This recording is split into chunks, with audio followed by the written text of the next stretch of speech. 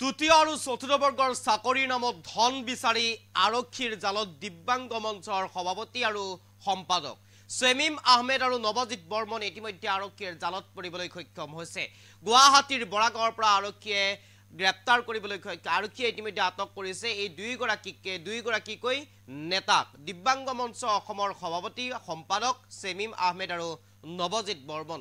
দুইগৰাকীয়ে দিব্যাংগসকলৰ পৰা তৃতীয় আৰু চতুৰ্থ বৰ্গৰ চাকৰি দিয়াৰ নামত কেইবা লাখ টকা বিচাৰিছিল আৰু সেয়া কল ৰেকৰ্ডিং ইতিমধ্যে ভাইৰেল হৈ পৰিছে সামাজিক প্ৰেক্ষাপটত। এই মুহূৰ্তত সবিশেষ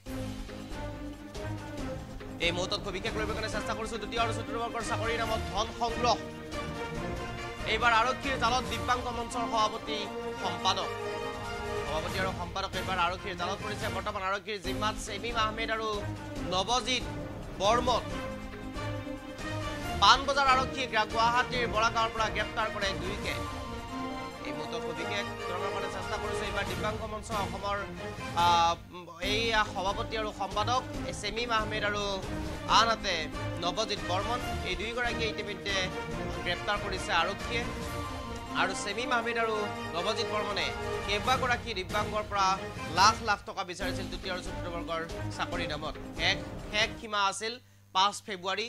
5 ফেব্ৰুৱাৰীৰ ভিতৰত সকলো কাগজ পাতি আৰু ধন জমা দিলে 26 তাৰিখৰ লিষ্টত নাম নাহিব বুলিও কৰিছিল। দিব্যাংগসকলক প্ৰলোভন দিছিল আৰু তাৰ পিছতেই এই একাংশ দিব্যাংগৰ অভিযোগৰ ভিত্তিতে ইতিমধ্যে পাণবজাৰ আৰক্ষীয়ে দুইকে বিচাৰি গ্ৰেপ্তাৰ কৰিবলৈ সক্ষম হৈছে।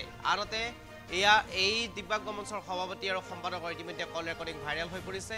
প্ৰায় 6 লাখ টকা বিচাৰিছিল চাকৰিৰ নামত আৰু সেয়া ইতিমধ্যে আৰক্ষীয়ে জব্দ কৰিবলৈ সক্ষম হৈছে কল ৰেকৰ্ডিং। আৰু ইতিমধ্যে এই দুইগৰাকীকেই গ্ৰেপ্তাৰ কৰিছে পাণবজাৰ আৰক্ষীয়ে। এক প্ৰকাৰ ক'ব লাগিব ইয়াৰ পূৰ্বেও দিব্যাংগ মঞ্চ অসমৰ যি সভাপতি সম্পাদক আছিলে তেওঁলোকেও একাংশ দিব্যাংগক প্ৰতাৰণা কৰিছিল। প্ৰতাৰণা কৰাৰ অভিযোগ উত্থাপন হৈছে। যিগৰাকী মহিলাৰ পৰা ধন সংগ্ৰহ কৰিবলৈ তেওঁলোকে বিচাৰিছিল এই মহিলাগৰাকীয়েও ইতিমধ্যে পূৰ্বেও কেইবাবাৰো ধন দিয়াৰ কথাও স্বীকাৰ কৰিছে। পূৰ্বেও কেইবাবাৰো ধন দিয়াৰ কথা উল্লেখ কৰিছিল পূৰ্বৰ সভাপতি সম্পাদকক। আৰু এনেদৰে এতিয়া এই যি আছিল দিব্যাংগ মঞ্চৰ বৰ্তমানৰ সভাপতি সম্পাদক ছেমিম আহমেদ আৰু নৱজিৎ বৰ্মন। এই ছেমিম আহমেদ আৰু নৱজিৎ বৰ্মনক ইতিমধ্যে পাণবজাৰ আৰক্ষীয়ে গুৱাহাটীৰ বৰাগাঁৱৰ পৰা গ্ৰেপ্তাৰ কৰিবলৈ সক্ষম হৈছে।